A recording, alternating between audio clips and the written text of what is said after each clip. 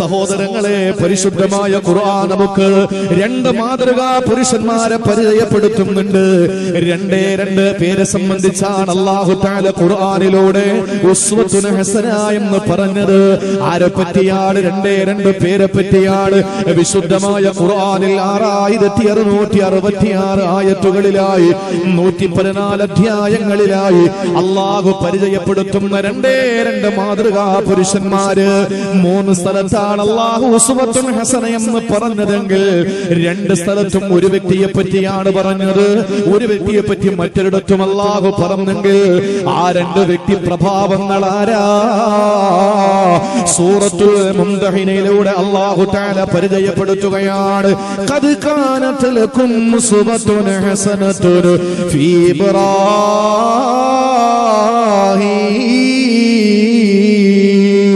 മനുഷ്യനാഗരികതയുടെ പ്രപിതാമഹൻ സയ്യിദുനാ ഖലീലുല്ലാഹി ഇബ്രാഹിം അലൈഹിസ്സലാത്തു വസ്സലാമിനും നിങ്ങൾക്ക് ഉത്തമമായ മാതൃകയുണ്ടെന്ന് വിശുദ്ധമായ ഖുർആൻ. ഓ മാനവ സമൂഹമേ, അല്ലാഹുവിന്റെ പരിശുദ്ധമായ ഖുർആൻ പുരാതന കാലത്തെ പ്രാകൃതന്റെ പുരോഗമന കാലത്തെ പരിഷ്കൃതന്റെ മനോമകരത്തിലെ പരിവർത്തനത്തിന്റെ പടപ്പാട്ട് പാടിയ ലോകം ദാഹിച്ചുകൊണ്ടിരുന്ന വിമോചന സരണി ഇറാഖുരത്തിന്റെ അന്തരീക്ഷത്തെ കീറി മുറിച്ചുകൊണ്ട് റൂഹുൽ അമീനെ മലക്ക് ജിബ്രീൽ അലൈഹിസ്സലാം ഓതിക്കൊടുത്ത വിശുദ്ധമായ ഖുർആനിന്റെ വാഹകനായ മഹാനായ പ്രവാചകന്റെ മേൽ അവതരിപ്പിക്കപ്പെട്ട വിശുദ്ധമായ ഖുർആനുണ്ടല്ലോ, ആ വിശുദ്ധമായ ഖുർആൻ അല്ലാഹു തആല ലോകത്തിന് പരിചയപ്പെടുത്തിയിട്ട് ആ ഖുർആനിന്റെ ആയാത്തുകളിലൂടെ അധ്യായങ്ങളിലൂടെ രണ്ട് മാതൃകാ പുരുഷന്മാരെ അല്ലാഹു പരിചയപ്പെടുത്തുന്നു. ഓ പള്ളിക്കുട്ടികൾ, എന്നെ കേൾക്കാൻ വേണ്ടി വന്ന പ്രിയപ്പെട്ട വിശ്വാസി സമൂഹത്തോട്, എന്റെ പ്രിയപ്പെട്ട സഹോദരിമാരോട് എനിക്ക് പങ്കുവെക്കാനുള്ളത്, അല്ലാഹു മാതൃകാ പുരുഷന്മാരെ പരിചയപ്പെടുത്തിയതിൽ ഒന്നാമൻ ഇബ്രാഹിം നബിയാണെങ്കിൽ രണ്ടാമത് അല്ലാഹു സൂറത്തുൽ അഹ്സാബിലൂടെ പരിചയപ്പെടുത്തിയത് ആരെന്നറിയോ? ലഖദ് കാന ലക്കും ഫീ റസൂലില്ലാഹി ഉസ്വത്തുൻ ഹസന.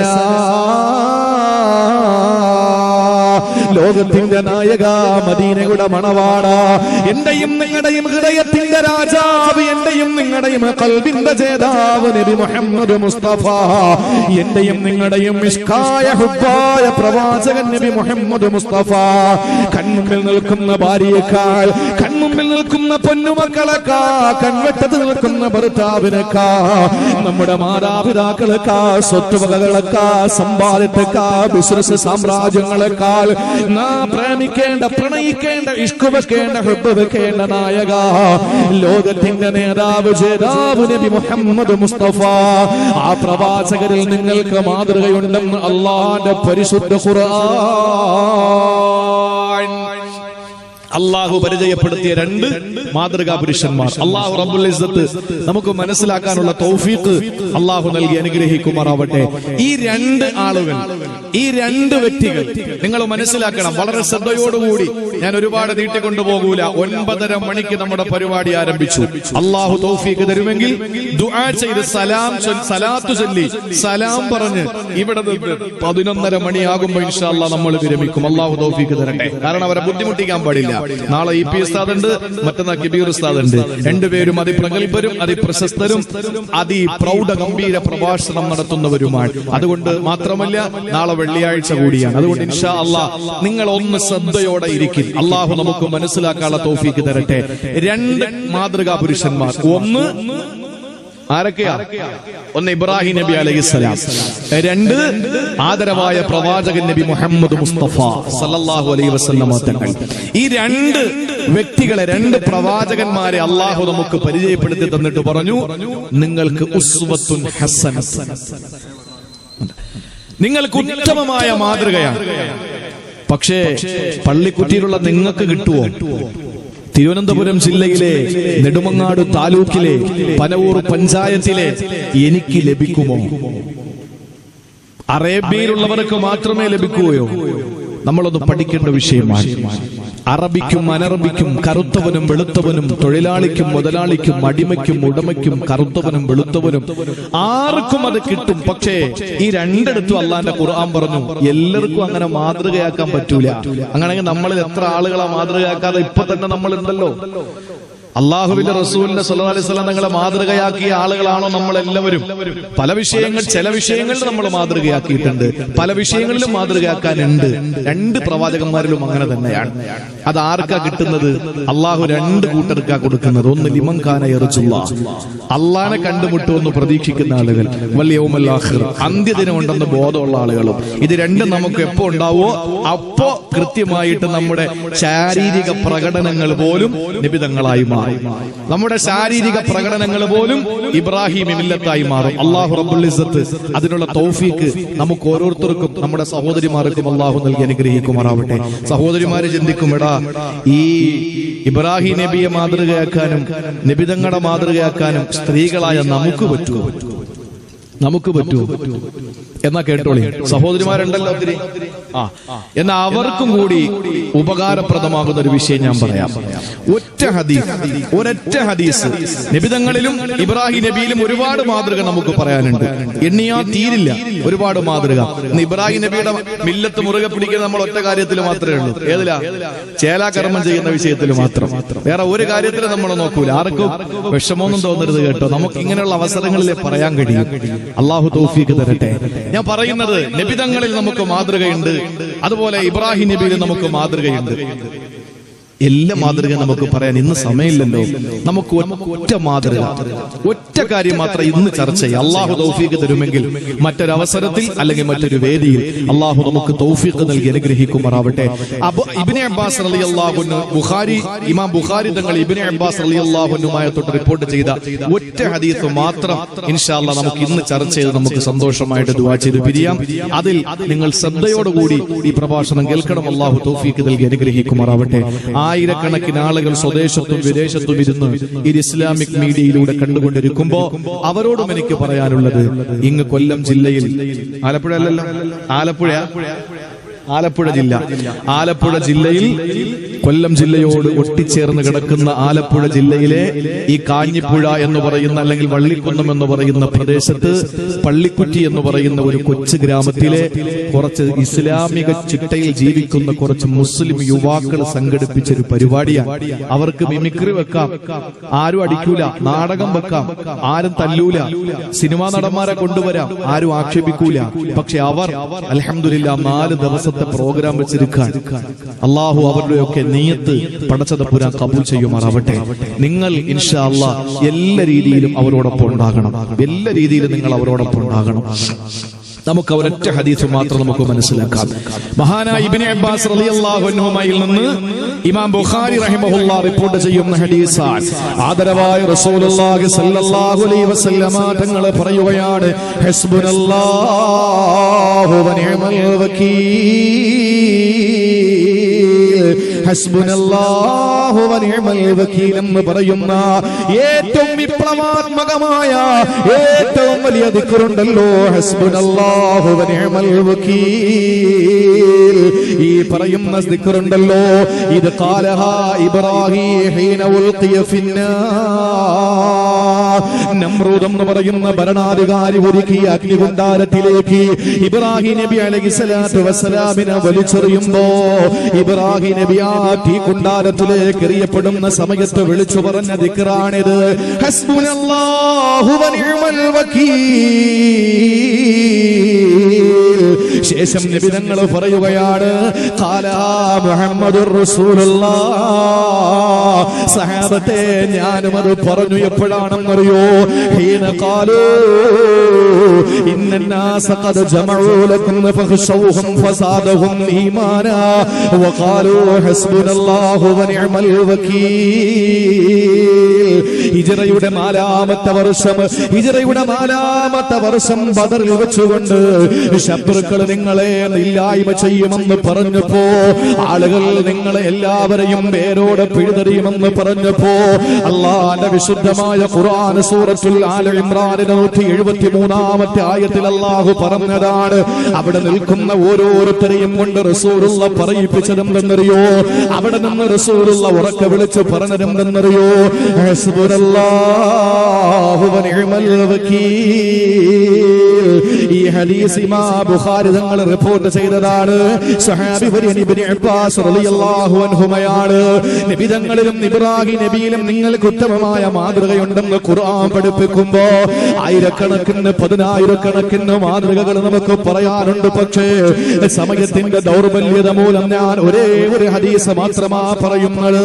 ആ ഹദീസ് തന്നെയാണ് ഇബ്രാഹിം നബി അലൈഹിസ്സലാം അഗ്നികുണ്ഡാരത്തിലേക്ക് എറിയപ്പെട്ടപ്പോൾ മഹാനായ പ്രവാചകന്റെയും സ്വഹാബത്തിന്റെയും മുമ്പിൽ വന്ന ആളുകളെ ഭീഷണിപ്പെടുത്തിയപ്പോൾ ഇവർ രണ്ടുപേരും പറഞ്ഞ വാക്കേതാ? ഹസ്ബുനല്ലാഹ് ഹസ്ബുനല്ലാഹ്. അത് വല്ലാത്ത മാസ്മരികയാ സഹോദരങ്ങളെ. എന്റെ പ്രിയപ്പെട്ട പെങ്ങന്മാർക്ക് കൂടി ഉപകാരപ്പെടമാകുന്നതിന് വേണ്ടിയിട്ട് ഞാൻ പറയുകയാ, ഈ ദിക്ർ ഏത് പ്രതിസന്ധി വന്നാലും നമുക്ക് പറയാനുള്ളതാ, ഏത് പ്രശ്നം വന്നാലും നമുക്ക് പറയാനുള്ളതാ. വല്ലാഹി പടച്ചവനെ തന്നെയാണ് സത്യമേത് പ്രതിസന്ധി നമ്മളകപ്പെട്ടാൽ ഭരണകൂട ഭീകരതയിലെ ഞാനും നിങ്ങളെ തളച്ചിടപ്പെടുമ്പോൾ, രാജ്യത്തിന്റെ നാനാഭാഗങ്ങളിൽ പാവപ്പെട്ട സമുദായം ചുട്ടരിക്കപ്പെടുമ്പോ, ഏത് നിസ്സാരമായ പ്രശ്നത്തിന്റെ പേരിലും ഈ സമുദായം ആട്ടിയിറക്കപ്പെടുന്ന സമയത്ത് നമുക്ക് പറയാ കഴിയുന്ന മന്ത്രമാണ്, നമുക്ക് പറയാ കഴിയുന്ന മന്ത്രോച്ചാരണമാണ് ഹസ്ബുനല്ലാഹു വ നിഅമൽ വകീൽ. പ്രതിസന്ധികൾ ഇബ്രാഹിം നബിക്ക് വന്നില്ലേ? ആദരവായ പ്രവാചകന് പ്രതിസന്ധികൾ വന്നില്ലേ? ഏറ്റവും വലിയ പ്രതിസന്ധിയുടെ ഘട്ടങ്ങളിൽ ആ രണ്ട് പ്രവാചകന്മാര് നമ്മളെ പഠിപ്പിച്ച ഏറ്റവും വലിയ മാതൃകാ വാചകം മന്ത്രധ്വനിയാ ഹസ്ബുനല്ലാഹു വ നിഅമൽ വകീൽ. ഈ രണ്ട് സംഭവം ഞാൻ വിശദീകരിക്കുന്നതിന് മുമ്പ് എന്റെ പ്രിയപ്പെട്ട പള്ളിക്കുട്ടിയിലെ നിവാസികളോട്, പെങ്ങന്മാരോട്, സഹോദരങ്ങളോട് ഞാനൊന്ന് പറയട്ടെ. സഹോദരങ്ങളെ, പ്രിയപ്പെട്ട സഹോദരിമാരെ, നമുക്കെല്ലാ പ്രതിസന്ധികൾ വരാറുണ്ട്, നമുക്ക് പല പ്രതിസന്ധികളും വരാറുണ്ട്. അങ്ങനെ ഒരു പ്രശ്നം നിങ്ങൾക്ക് വന്നു കഴിഞ്ഞാ അത് കുടുംബത്തിൽ നിന്നാകട്ടെ, സമൂഹത്തിൽ നിന്നാകട്ടെ, നിയമപാലകരിൽ നിന്നാകട്ടെ, നിയമനിർമ്മാണ സഭകളിൽ നിന്നാകട്ടെ, ഭരണകർത്താക്കളിൽ നിന്നാകട്ടെ, ഭരണീയരിൽ നിന്നാകട്ടെ, കോടതികളിൽ നിന്നാകട്ടെ, എവിടെ നിന്ന് ഏതേത് പ്രതിസന്ധികൾ ഉണ്ടായിരുന്നാൽ നമുക്ക് മാതൃക സയ്യിദുനാ ഇബ്രാഹിം, നമുക്ക് മാതൃക സയ്യിദുനാ മുഹമ്മദുർ റസൂലുള്ളാഹ്. അതാണ് വിശുദ്ധമായ ഖുർആൻ നമ്മളോട് പറഞ്ഞത്. ഏത് മാർഗവും നിങ്ങൾക്ക് അവലംബിക്കാൻ കഴിയുന്ന രണ്ട് മാതൃകാ പുരുഷന്മാരാണ് ഇബ്രാഹിം നബിയും തന്റെ പ്രിയപ്പെട്ട മകൻ മുഹമ്മദ് റസൂലുള്ളാഹിയുമെങ്കിൽ, എന്റെ പ്രിയമുള്ള സഹോദരങ്ങളെ, അല്ലാഹുവിന്റെ പ്രവാചകന്മാര് പ്രതിസന്ധികളിൽ പറഞ്ഞ ഞാൻ വിശദീകരിക്കാം.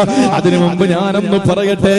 നിങ്ങളുടെ മക്കൾക്കൊരു പ്രയാസം വന്നെന്നിരിക്കട്ടെ, നിങ്ങളുടെ പ്രിയപ്പെട്ടവർക്ക് എന്തെങ്കിലും ഒരു ആപത്ത് വന്നെന്നിരിക്കട്ടെ, അതല്ലെങ്കിൽ നിങ്ങൾക്ക് ഏതെങ്കിലും വിശ്വസിക്കാൻ കഴിയാത്ത അവിശ്വസനീയമായ, അചിന്തനീയമായ, അവർണ്ണനീയമായ ഏതെങ്കിലും ഒരു പീഡനം, നിങ്ങൾക്ക് ഏതെങ്കിലും ഒരു പ്രതിസന്ധി, ഏതെങ്കിലും ഒരു പ്രാരാബ്ധം, ഏതെങ്കിലും ഒരു വിഷമഘട്ടം നിങ്ങൾക്ക് വന്നു കഴിഞ്ഞാൽ റസൂലുള്ളാഹി സ്വല്ലല്ലാഹു അലൈഹി വസല്ലമ തങ്ങൾ പറഞ്ഞതെന്തെന്നറിയോ? ഇദാ വഖഅതും ഫിൽ അംറിൽ അലീം, നിങ്ങൾ വലിയ ഒരു പ്രതിസന്ധിയിൽ അകപ്പെട്ടു പോയാൽ ഖൂലൂ ഹസ്ബുനല്ലാഹ്, വല്ലാഹി തമ്പുരാൻ തന്നെയാണ് സത്യം. എന്റെ പ്രിയപ്പെട്ടവരെ, പ്രതിസന്ധികൾ മഞ്ഞുരുകുന്നത് പോലെ പോകുമൊരു സംശയം വേണ്ട, ഉരുകി ഒലിച്ചു പോകുമെന്നുള്ളതിൽ യാതൊരു സംശയവും വേണ്ട. പറഞ്ഞതാരാ? ഇന്നേവരെ തമാശയ്ക്ക് പോലും അസത്യത്തിന്റെ ലാഞ്ചന അതരങ്ങളിൽ നിന്ന്, ആ പ്രവാചകന്റെ അതരങ്ങളിൽ നിന്ന് അടർന്നു വീണിട്ടില്ല. ആ പ്രവാചകൻ അള്ളാഹുവിന്റെ അറിയിപ്പ് ലഭിക്കാതെ ഒന്നും തന്നെ പറഞ്ഞിട്ടില്ല. ആ പ്രവാചകൻ നമ്മളോട് പഠിപ്പിച്ചത്, നമ്മളോട് പറഞ്ഞത് എന്താണ്? ഇദാ വഖഅതും ഫിൽ അംറിൽ അലീം ഖൂലൂ ഹസ്ബുനല്ലാഹ്. പെട്രോളിന് വില കൂടിക്കൊണ്ടിരിക്കുന്നു, പറഞ്ഞോ ഹസ്ബുനല്ലാഹ്. അത് തന്നെയല്ലേ നമ്മുടെ ഏറ്റവും വലിയ പ്രശ്നം? ഏറ്റവും വലിയ പ്രശ്നം കുത്തനെ വില കൂടിക്കൊണ്ടിരിക്കുകയാണ്. ഗൾഫ് രാജ്യങ്ങളിൽ നിന്നവർക്കറിയാം, ബംഗാളിലുള്ള സഹോദരങ്ങളൊക്കെ ഒരു ചാക്ക് പണം കൊണ്ടുപോയാലാണ് ഒരു ചെറിയ പോക്കറ്റിൽ സാധനം വാങ്ങി വരുന്നത്. സൗദിയിലും ബഹ്റൈനിലും ഖത്തറിലും അതുപോലെ തന്നെ UAE-യിലും കുവൈറ്റിലുമൊക്കെ വിരലിന്റെ 2 വിരലിനിടയിൽ തിരികെ വെച്ച് കൊണ്ടുപോകുന്ന നോട്ട് മതി ഒരു കണ്ടെയ്നറിൽ കൊണ്ടുവരാൻ. കാരണം അവിടുത്തെ ധനത്തിന് പണത്തിന് മൂല്യമുണ്ട്. നമ്മുടെ അവസ്ഥ എന്താണ്? 100 രൂപ എടുത്തു കൊടുത്താൽ ഇവിടെ നിന്ന് പുതിയ കാവൂർ യാത്ര ചെയ്യാൻ പറ്റൂല. ബൈക്ക് ഓടിക്കുന്നവന് പണത്തിന്റെ മൂല്യം കുറഞ്ഞു പോയി. ഏറ്റവും വലിയ പ്രശ്നമല്ലേ? നമ്മളിപ്പോ എല്ലാത്തിനും വില കൂടുന്നു, എണ്ണയ്ക്ക് വില കൂടുന്നു. ഇതൊക്കെ ഒരു വലിയ പ്രതിസന്ധി തന്നെയാണ്. അതുകൊണ്ട് നമുക്ക് പറയാം, നമ്മുടെ ഇതര സമുദായത്തിൽപ്പെട്ട ആളുകൾക്ക് കൂടി ഫലപ്രദമായി കൊള്ളട്ടെ, അവർക്ക് കൂടി അനുഗ്രഹമായിക്കൊള്ളട്ടെ.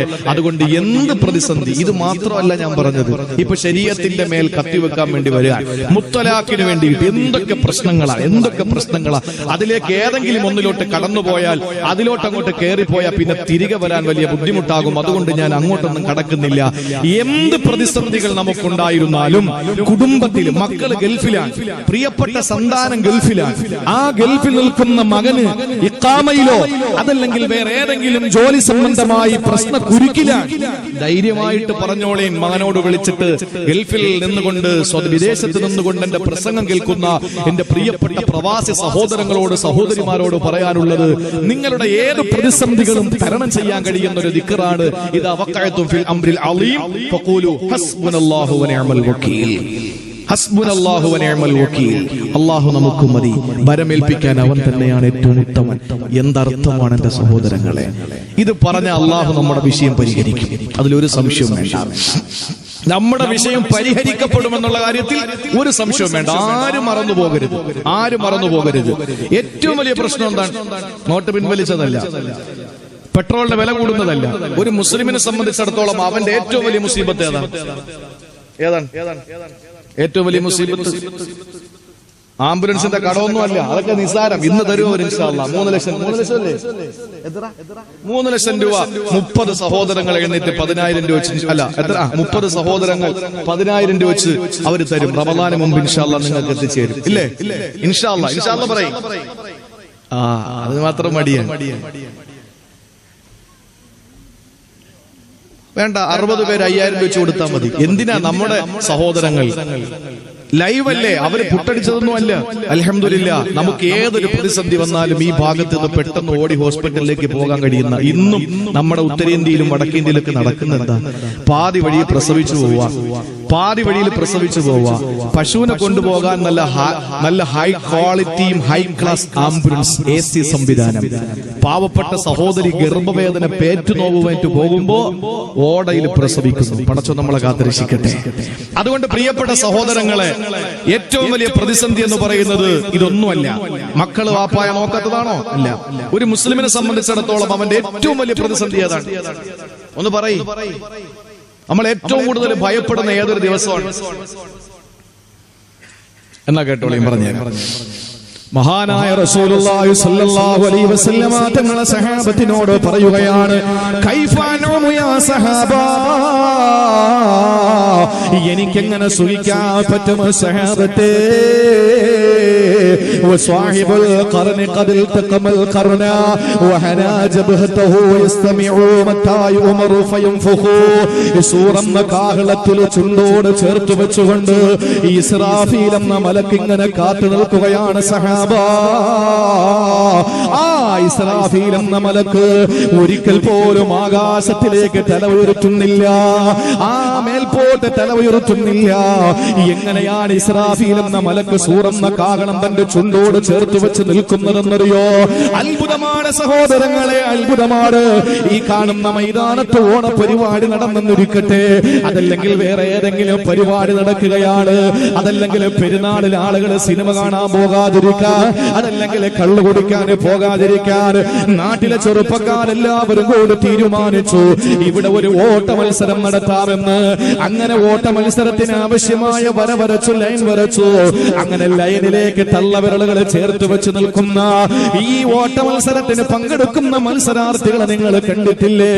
വിസിലടിക്കുന്ന ആ മാസ്റ്ററുടെ നേരെ മുഖത്തോട് മുഖം നോക്കൂല.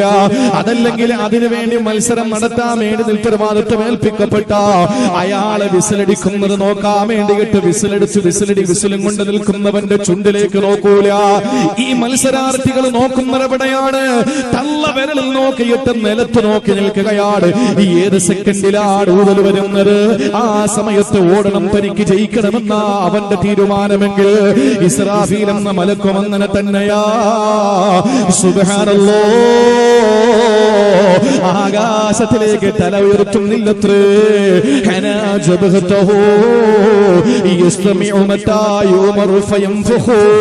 അല്ലാഹുവിന്റെ കൽപ്പന വരാൻ നേരത്ത് ഏത് കൽപ്പനയാണ്? ഇദാ ഇന്നമാ അംറുഹു ഇദാ അറാദ ശൈആ അയ്യഖൂല ലഹു കുൻ ഫയകൂൻ. അല്ലാഹു ഏതെങ്കിലും ഒരു കാര്യം തീരുമാനിച്ചു കഴിഞ്ഞാൽ അല്ലാഹു സാഹിബു കുന്നാണ്. കാഫിന്റെയും നൂനിന്റെയും ഇടയിൽ പ്രവർത്തിക്കുന്നവനാണ് അല്ലാഹ്. അല്ലാഹു കുന്നിയതാകെന്ന് പറഞ്ഞ അത് ആകണമെന്ന് പറഞ്ഞാൽ അള്ളാന്റെ ഖുദ്റത്ത് ഇറാദത്തുമായി ലിങ്കാകുമ്പോ പടച്ചതമ്പുരാന് പെട്ടെന്ന് പറയുന്നു കുൻ, അത് നീ ആവുക എന്ന്. ആ സെക്കൻഡിൽ അല്ല, ആ സെക്കൻഡിന്റെ കോടാനകോടി അംശീകരിക്കപ്പെട്ടതിൽ അതങ്ങ് നടത്തപ്പെടുകയാണ് എന്നല്ലേ ഖുർആൻ സൂറത്ത് യാസീൻ പറഞ്ഞത്. ആ ഒരു വിളിയാളത്തിനു വേണ്ടിയിട്ട് ഇസ്രാഫീൽ എന്ന മാലാക സൂറന്ന കാഹളം ചുണ്ടോട് ചേർത്ത് വെച്ച് നിൽക്കുകയാ. ഏത് സെക്കൻഡിലാണ് പടച്ചവന്റെ ഊതാനുള്ള നിർദ്ദേശം വരുന്നത്? ആ സമയത്തങ്ങ് ഊതാൻ വേണ്ടിയിട്ട് നിൽക്കുമ്പോ കൈഫാനുമോ, എനിക്ക് എങ്ങനെയാണ് സുഖിക്കാൻ കഴിയുക? എങ്ങനെയാണ് എനിക്ക് രമിക്കാൻ കഴിയുക? എങ്ങനെയാണ് എനിക്ക് സന്തോഷത്തോടെ ജീവിക്കാൻ കഴിയുക? ഇന്നേ വരെ ഞാനും നിങ്ങൾ ചിന്തിച്ചിട്ടുണ്ടോ സഹോദരങ്ങള്? ഭാര്യാമക്കളോടൊപ്പം ജീവിക്കുമ്പോ, തന്റെ പ്രിയപ്പെട്ടവരോടൊപ്പം ജീവിക്കുമ്പോ, തന്റെ പ്രിയപ്പെട്ട ഭരണീയരോടൊപ്പം ജീവിക്കുമ്പോ, തന്റെ സമുദായത്തിൽ നിന്ന് ജീവിക്കുമ്പോ, തന്റെ പൊതുപ്രവർത്തന മേഖലയിലുള്ള ആളുകളോടൊപ്പം പ്രവർത്തിക്കുമ്പോൾ ആര് ചിന്തിക്കാറില്ല? ഇസ്രാഫീൽ എന്ന മാലാക സൂറന്ന കാഹളം ചുണ്ടോട് ചേർത്ത് വെച്ച് നിൽക്കുകയാ. പെണ്ണേ, നിനക്ക് വേണ്ടി പൊതിയാനുള്ള കഫൻ പുടവ ഏതോ ഒരു കടയിൽ നെയ്തിട്ടുണ്ട് മോളെ. നിന്നെ കുളിപ്പിക്കാനുള്ള കിണർ കുത്തിയിട്ടുണ്ട് മോളെ. നിന്നെ അടക്കാനുള്ള കുഴി തുറന്നിട്ടിരിക്കുകയാണ് പൊന്നുമോള്. ഏത് സമയത്താണ് നിന്റെ ഖിയാമത്ത് വരുന്നതെന്ന് പറയാൻ കഴിയില്ല. നിന്റെ അന്ത്യദിനം വരുന്നത് ഏതാണെന്ന് പറയാൻ കഴിയില്ല. ലോകാവസാനവും എന്നൊന്നും പറയാൻ കഴിയില്ല. ഇത് പറഞ്ഞപ്പോൾ സഹാബത്തിന്റെ കവിൾത്തടത്തിലൂടെ കണ്ണുനീർത്തുള്ളികൾ ചാലിട്ടൊഴുകുകയാ. അവര് ഭയന്ന് വിറച്ച് സംഭീതരായി, പരിഭ്രമചിത്തരായി, വിഷാദ വിഷണ്ണരായി, വ്യാകുല വികുലരായി നബി തങ്ങളോട് ചോദിക്കുന്നു, യാ റസൂലല്ലാഹ്, ഞങ്ങൾ ജീവിച്ചിരിക്കുമ്പോഴാ ലോകാവസാനം നടക്കുന്നതെങ്കിൽ, ഞങ്ങൾ ജീവിച്ചിരിക്കുമ്പോഴാണ് ലോകാവസാനത്തിന്റെ ആ വിളിയാളം കേൾക്കുന്നതെങ്കിൽ, ഫമാനഖൂലു യാ ഹബീബല്ലാഹ്, ഞങ്ങൾ എന്താണ് പറയേണ്ടത് നബിയേ? ആ സമയത്ത് റസൂലുള്ളാഹ് പറഞ്ഞതെന്തെന്നറിയോ? ഖൂലു ഹസ്ബുനല്ലാഹു വനിഅമൽ വകീൽ. നിങ്ങൾ ഹസ്ബുനല്ലാഹു വനിഅമൽ വകീൽ പറയണമെന്ന് മുഖ്ബിറേ സാദിഖേ സാദിഖൽ മസ്ദൂഖേ നബിയുൽ ഹറമൈൻ ഇമാമുൽ ഖിബ്ലതൈൻ ത്വാഹ മുഹമ്മദുർ റസൂലുള്ളാഹ്. ലോകാവസാനത്തിന്റെ വിളിയാളം വരുമ്പോ, ലോകാവസാനത്തിന്റെ സൂറിലുള്ള വിളിയാളം വരുമ്പോ, ഞങ്ങൾ അന്ന് ജീവിച്ചിരുന്ന ഞങ്ങൾ എന്താണ് പറയേണ്ടത്? ഹസ്ബുനല്ലാഹു വനിഅമൽ വകീൽ. വയനാട് ജില്ലയിലെല്ലാം പ്രളയം വന്നിട്ട് വയനാട് ജില്ല മുഴുവനും മക്കി തുടച്ചു കൊണ്ടുപോകുമ്പോ എന്താണ് ജീവിച്ചിരിക്കുന്ന നമ്മൾ പറയേണ്ടത്? ഹസ്ബുനല്ലാഹു വനിഅമൽ വകീൽ. ആര് കണ്ടില്ല? എന്റെ സഹോദരങ്ങളെ, ആർക്കാണ് പറയാൻ കഴിയുക അടുത്ത വർഷം നമ്മളല്ല ഇതിന്റെ ഇരകളെന്ന്? ആർക്കാണ് പറയാൻ കഴിയുന്നത്? ആർക്കും പറയാൻ കഴിയില്ല. വർഷങ്ങൾക്ക് മുമ്പ് ഏകദേശം ഒരു 10, 12, 13 വർഷങ്ങൾക്ക് മുമ്പ് നമ്മുടെ നാട് കരുനാഗപ്പള്ളി കണ്ടിട്ടുള്ള ഏറ്റവും വലിയ സുനാമിക്ക് നമ്മൾ സാക്ഷ്യം വഹിച്ചവരാണ്. അന്ന് ഞാൻ ചുറ്റുമൂല ദർസിൽ പഠിക്കുകയാണ്.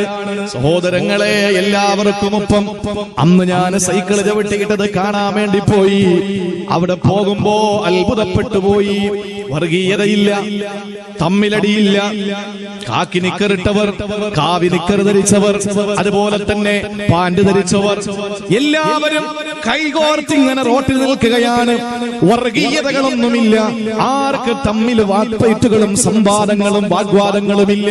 എല്ലാവരും ഭയന്നു പോയത് അള്ളാഹു കടലിനെ എത്രയോ കിലോമീറ്റർ ഉള്ളിലേക്ക് അതിന്റെ വെള്ളത്തെ വലിച്ചു കൊണ്ടുപോയി പർവ്വത സമാനമായി ഇങ്ങനെ തിരികെ ആഞ്ഞടിച്ചപ്പോൾ ചരിത്രത്തിന്റെ ഭാഗമായി മാറുമോ എന്ന് നമ്മൾ ഭയന്നിട്ട് ആളുകൾക്ക് വർഗീയതയില്ല.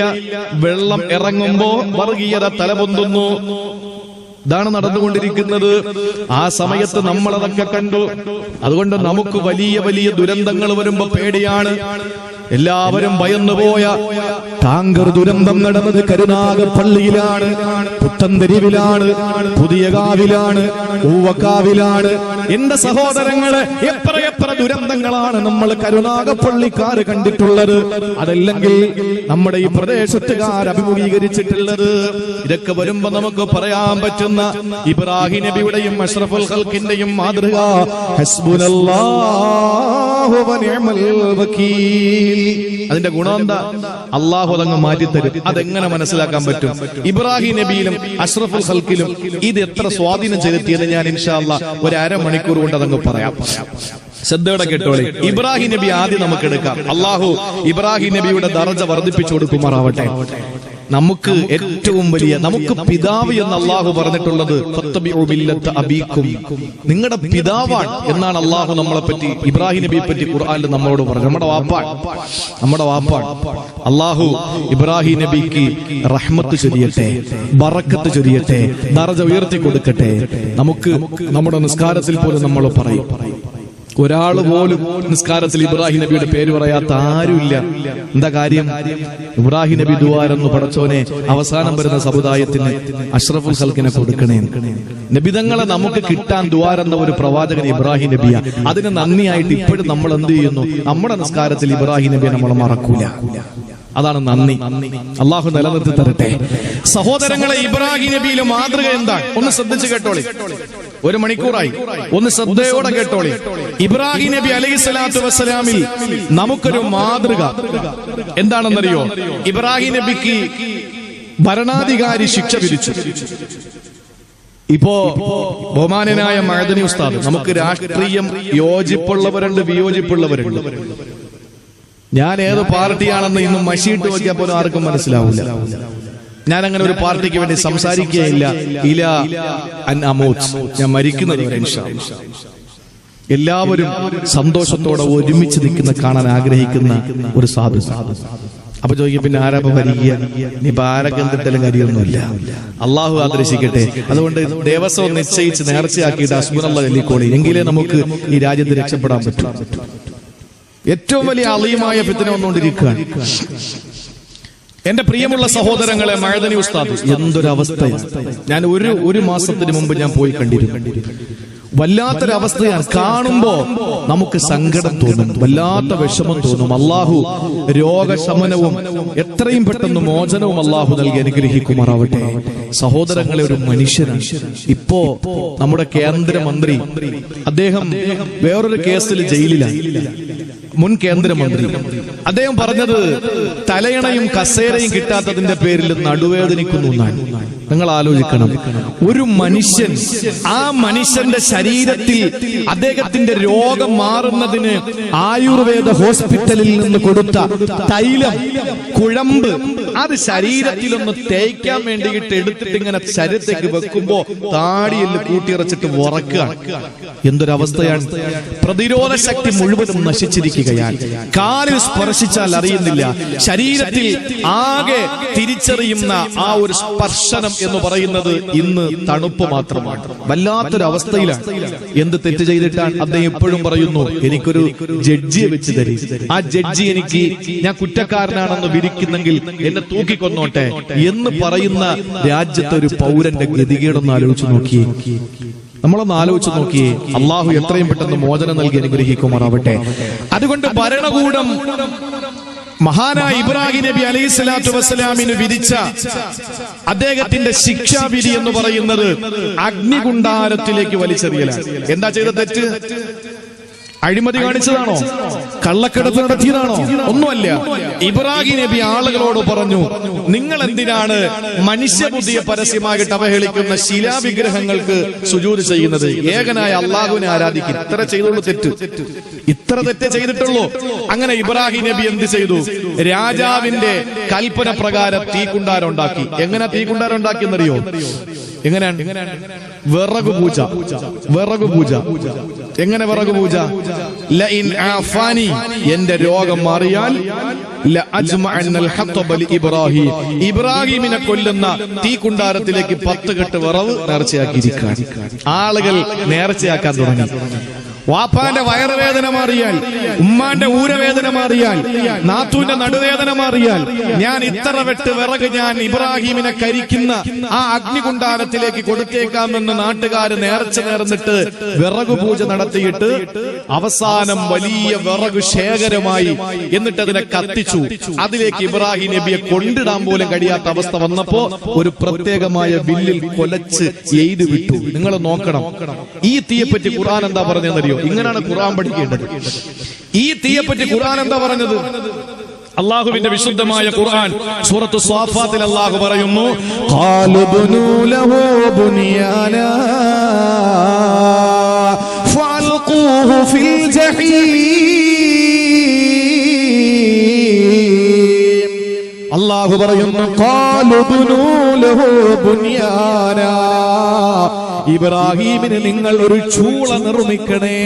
ചൂള എന്നല്ലേ ഇവിടെ പറയുന്നത്? ചുടുകട്ടല്ല, ചൂള. ഒരു ചൂള നിങ്ങൾ നിർമ്മിക്കണേ.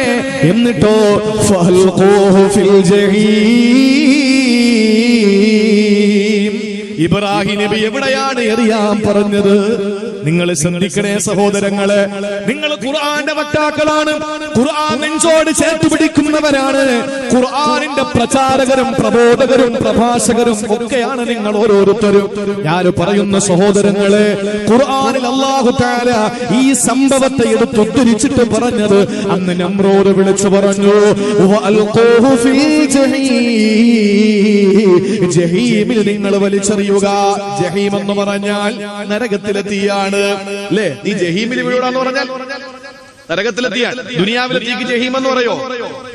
ദുനിയാവിലെ തീക്ക് ജഹീം എന്ന് പറയൂല. ദുനിയാവിലെ തീക്ക് ജഹീം എന്ന് പറയില്ല. ആ ജഹീം എന്ന് പറയുന്ന തീ ഏത് തീയാണ്? കത്തിയാളുന്ന ഭീകരമായ ബീഭത്സമായ കഠിനമായ കഠോരമായ നാരകീയ ശിക്ഷയ്ക്കാണ് അല്ലാഹു ജഹീം എന്ന് ഖുർആനിലൂടെ പറഞ്ഞിട്ടുള്ളത്. പക്ഷെ ദുനിയാവിൽ കത്തിക്കപ്പെട്ട ഒരേ ഒരു തീക്ക് അല്ലാഹു നരകത്തിന്റെ തീയുടെ പേര് കൊടുത്തു. അത് ഇബ്രാഹിം നബിയെ കരിക്കുന്ന ചൂളയിൽ നിർമ്മിച്ച തീക്ക. അപ്പൊ ആ തീയുടെ ചൂട് എന്താണെന്ന് മനസ്സിലായില്ലേ? മനസ്സിലായോ? നരകത്തിലെ തീയുടെ പേരാണ് ദുനിയാവിൽ ഇബ്രാഹിം നബിയെ കരിക്കാൻ വേണ്ടി നിർമ്മിച്ച തീ കിട്ടുകൊടുത്തത്. വേറെ ഒരു സ്ഥലത്തും അല്ലാഹു തആല അങ്ങനെ ഒരു പേര് കൊടുത്തിട്ടില്ല. എത്രത്തോളം കിലോമീറ്ററുകളുടെ മുകളിലൂടെ പാറി പറക്കുന്ന പക്ഷിപ്രവാദികൾ പോലും അതിന്റെ ചൂടേറ്റ് കരിഞ്ഞു വീണെന്നാണ്. അങ്ങനെ കരിഞ്ഞു വീഴുന്ന കഠിനമായ ചൂടുള്ള ആ ചൂളയിലേക്ക് ഇബ്രാഹിം നബിയെ എയ്തുവിടുകയാണ്. സഹോദരാ, പ്രിയപ്പെട്ട സഹോദരി, നിങ്ങൾക്കറിയോ ഇബ്രാഹിം നബി എത്ര ദിവസമാണ് അതിനകത്ത് കിടന്നതെന്നറിയോ? സുബ്ഹാനല്ലാഹ്, 7 ദിവസം കിടന്നെന്ന 7 ദിവസം കിടന്നെന്നാണ് 40 യൗമാ 50 യൗമാ 40-50 ദിവസമാണെന്ന് പറയുന്നുണ്ട്. പോട്ടെ, ഏറ്റവും ചെറുതിൽ നമുക്ക് പിടിക്കാം 7 ദിവസമാണ് ഇബ്രാഹിം നബി ആ തീ കുണ്ടാരത്തിനകത്ത് കിടന്നത്. അങ്ങനെ തീയിലേക്ക് വലിച്ചെറിയപ്പെടുന്ന ഇബ്രാഹിം നബിയുടെ പ്രായം എത്രയെന്നറിയോ? 16 വയസ്സാ.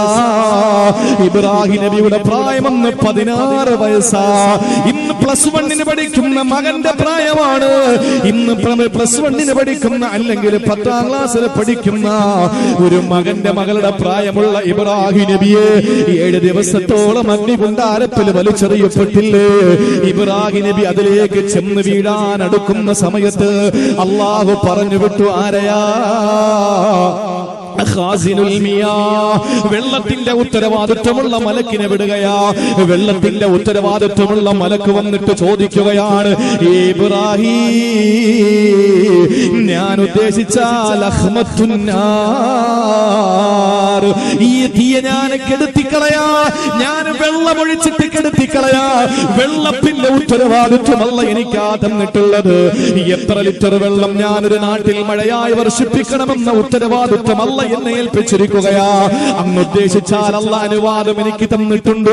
അള്ളാന്റെ ഓർഡറുണ്ട്, അള്ളാന്റെ നിർദ്ദേശമുണ്ട്. ഇബ്രാഹിമേ, ഞാൻ വേണമെങ്കിൽ ആ തീയെ ഞാൻ കെടുത്തിക്കളയാമെന്ന് പറഞ്ഞു. ആ സമയത്തുടനെ കാറ്റിന്റെ ഡ്യൂട്ടിയുള്ള മലക്ക് പാഞ്ഞെത്തുകയാ. എന്നിട്ട് പറഞ്ഞു, ഇബ്രാഹിം, അള്ളാഹു എനിക്ക് കാറ്റിനെ അധീനപ്പെടുത്തിയിരിക്കുകയാ.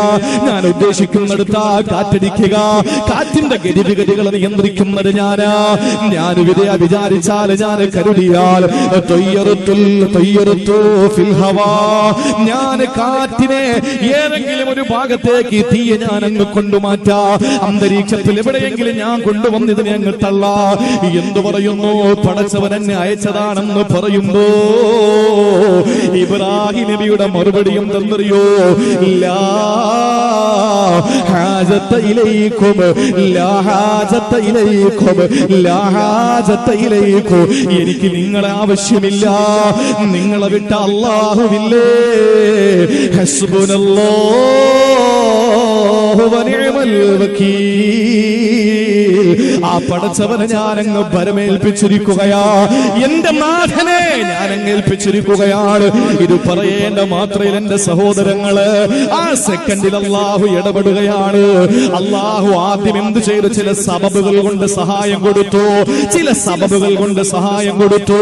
ഇന്ന് എത്ര സബബാണ് കിടവറകളിൽ കഴിയുന്നവർക്ക്. എത്ര സബബുണ്ടായിട്ടും ഇറക്കുന്നില്ല, എത്ര സബബുണ്ടായിട്ടും ഇറങ്ങുന്നില്ല.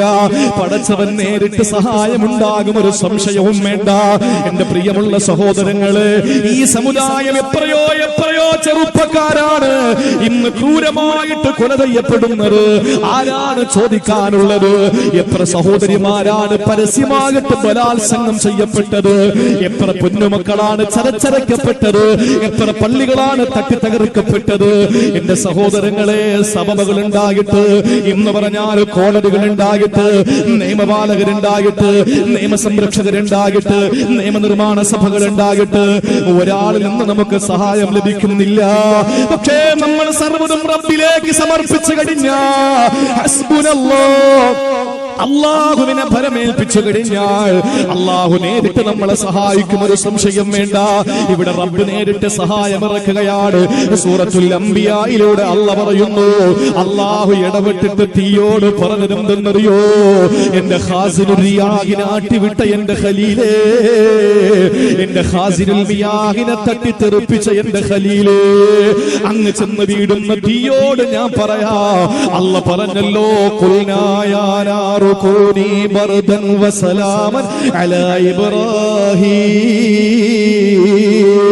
قلنا يا نار كوني بردا وسلاما على إبراهيم. എന്റെ ഇബ്രാഹീമിന് നീ തണുപ്പും രക്ഷയും ഉള്ളതാകണേ, എന്റെ ഇബ്രാഹീമിന് നീ തണുപ്പും രക്ഷയും ഉള്ളതാകണേ.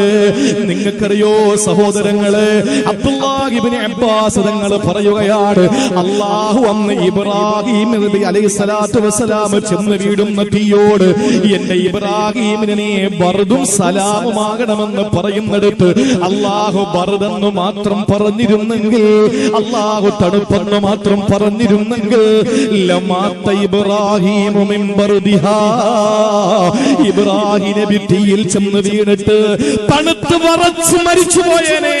അല്ലാഹു പറഞ്ഞത് സലാമാകണം, ബർദാകണമെന്നാണ് അല്ലാഹു പറഞ്ഞത്. ഈ ബർദെന്ന് മാത്രമല്ല പറഞ്ഞിരുന്നെങ്കിൽ, നീ ആ തീയെ തണുപ്പാകണമെന്ന് പറഞ്ഞിരുന്നെങ്കിൽ ഇബ്രാഹിം നബി മരിച്ചു പോയേനെ. അത് തീ പിടിച്ചിട്ടല്ല, മിൻ ബർദിഹാ, തണുപ്പ് വറച്ചിട്ട് മരിച്ചു പോയേനെ. അല്ലാഹു പറഞ്ഞത് സലാമൻ എന്ന് കൂടി പറഞ്ഞു, രക്ഷയുമാകണമെന്ന് പറഞ്ഞു. അഥവാ AC ആകണം, എയർ കണ്ടീഷൻ ആകണം, യാതൊരു പ്രശ്നം ഉണ്ടാകാൻ പാടില്ല. അന്ന് അല്ലാഹു